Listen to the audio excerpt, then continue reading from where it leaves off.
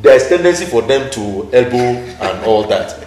But it depends on how you relate. Yeah. Because we have been trained to behave well, we have been trained to respect elders, we have been trained to even respect the junior ones. So you know what you're saying is becoming very interesting. A professional builder, now a practicing professional.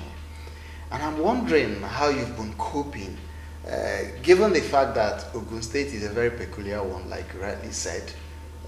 It's a state that has produced, if you like, the powers that be in Nigerian politics. Yeah. Sometimes it becomes a little bit volatile here, but how have you been able to cope? And do you see yourself getting to the apex of politics in Nigeria?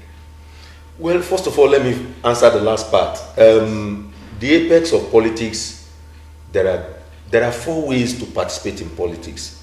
Okay. Unfortunately, people out there, especially in the corporate world and in the urban centers, actually don't know.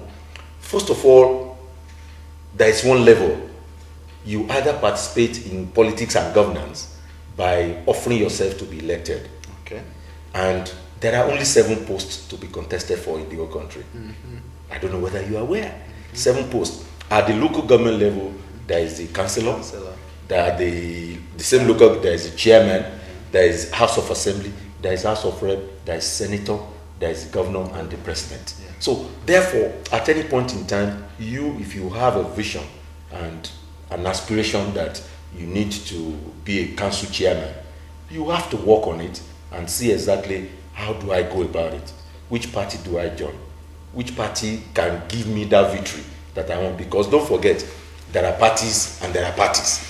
There are parties that they don't have anything on the ground, and party politics is about organization of people and is about putting a structure on the ground. It is very, very cumbersome, and it is by hard work that you can convince a lot of people to belong to your party and sustain them, because in the process some might get disenfranchised and feel that they have not gotten what they want. You as a leader, you are the one that will convince them that, look, this thing is all about collective work. This is also about work and eat. We call it work and eat here. And so at any point in time, you look at that, and that is elective. There's also the second level where you can participate by being appointed. Yeah. And those are also legion in terms of whether you are supervisory councillor at the local government level, or you are also a consultant at the local government level, you are special advisors and all that. The same thing at the state and also at the national. So at the national, you can be ministers, you can be board directors, board chairmen and all that. And you can also have special advisors and all that. The same thing in the states, where you have commissioners and all that. So at any point in time, one looks at himself and wants to believe that if you don't have the zeal and the patience, I say patience now, for you to contest an election, then you can also count yourself lucky in terms of the kind of profession you do. Now, this time around, profession will count, because you can imagine if they want to appoint a minister of power, I want to believe in my mind that the first person they will try to look for are those people who are knowledgeable in that energy sector, be it electrical, mechanical. So if they don't see within that closet, they can also look at some administrators, and then they will fit them in. But because you put some people forward in terms of appointment and elective, people tend to see those ones as being in politics than these other two, which everybody belongs to. Yes, I think I agree with you that governance and politics is something that everybody should be a part of. We are actually part of it. Yes, if we must achieve what we have to as a nation. That's it.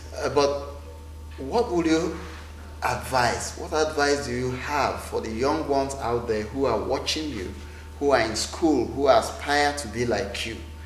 What do you advise them? Well, my advice to the young guys coming up, I see these days everybody wants to leave the university after your service. You want to be House of Assembly. They want to contest an election. I want to believe, and I stand to be corrected, for everything you do in this world, you need some kind of pupillage. Yeah. And I believe in my mind, and I'm correct in this assessment because I have gone through this road. Yeah. I know it's a rough path. Even if you want to start a profession, if you get out of school and you are lucky to possibly wants to set up a business, it's going to take a rough time for you to stabilize. Yes. And so, whereas in business you can try one or two things because you are leaning on maybe some funds that is being given to you by a bank or a grant, you can lean on that. But in politics, there is no testing. If you no shortcut. If you test and you fail, because in Ogun State we used to say that one mistake in politics, it is 10 steps backwards. And I don't believe that anybody who knows his salt, who knows that this road is tedious to take, will want to make a grave mistake that will take him 10 steps backwards. So with that, one tends to tell our young ones that they need to learn the ropes. They need to learn the thing. Although one or two or three can go that road immediately after school and hit it, but it is not a good empirical figure to pick. But I know that majority of people who have succeeded in politics have one way or the other learned the ropes. His Excellency Otumba Gbenga learned a lot of ropes, and he started all of this quite early, and he has picked a lot of experiences along the line, and that is one of the things that is going for him in this journey to greatness. To greatness. All right. Finally, and in 30 seconds, 2011 elections, what are your views? Well, I'm a man of history.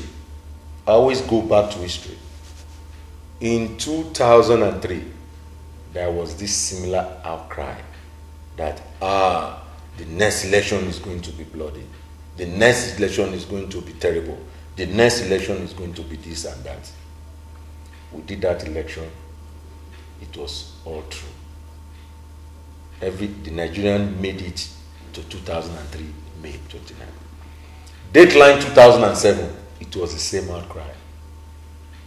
This one is not going to be a different case. It will still go on the way God has destined it to be, because democracy has come to stay. Don't mind all the rules and prayers you hear, because in politics, especially party politics, you find people, especially the majority party, you find people within that party who are trying to jostle because they believe that anybody the party throws around, because the party has been around, especially in those states that have done well. Yes. There are some states that have done well, especially in PDP. Now I'm going to PDP because that's my party. Those states, they have done well for the people in that state, and Ogun State is not an exception in this case. They have done well for the people of Ogun State. They have done well for the people of that party. And so they are eager to get the ticket of the party. And therefore, within that party, they are boxing themselves.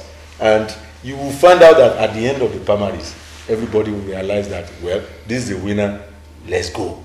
And so that's why we always win election at the right time. All right. So long now. It's been wonderful chatting with the Honorable Commissioner for Water Resources and Rural Development in Ogun State. Himself a co-professional, a professional builder, now a practicing professional. It's been my pleasure once again. Thank you, my brother. Show. This is what we call the professional handshake, which we do to entice the younger ones to aspire to be like you. I also want you to join politics. Well, we're all politicians. That's true. A professor of marketing once told me on this show that everything you do in life is marketing. That's including the way you speak, what you're putting on. So I want to believe we're all politicians. If you don't bring in a bit of politics in everything you do, perhaps you might not be able to succeed. You have done well. So my pleasure having you. And viewers, please don't go anywhere. I'm going to take another break now, and I'll wrap up by the time we get back from this commercial. Don't go away.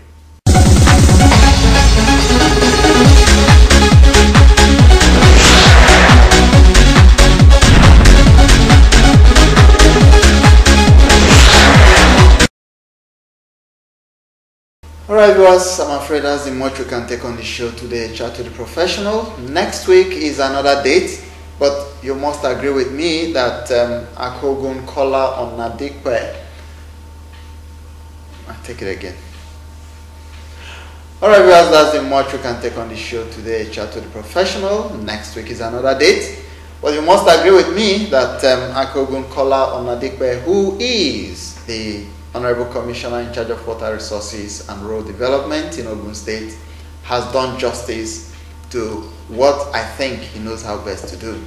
So what we are saying is that it's time, when professionals occupy elective and, if you like, other executive positions, so that our great country can realize its dreams. It's time we begin to live by the name Giant of Africa. Don't let us keep answering giants when, of course, in the Committee of Nations, we are almost invisible. Not because we haven't got what it takes, but because we have done a couple of things in a wrong way. So till next week when I come your way, the young ones, you remember what he told you? Aspire to be a core professional. Aspire to be a professional that people will look up to by the time you leave school. Don't just get into studying a course that at the end of the day you come out looking for who to employ you or who to just give you money. Study a course you'll be proud to practice by the time you leave school. And also think politics. We need rulers. Till next week, I remember Martin Sobu saying bye for now.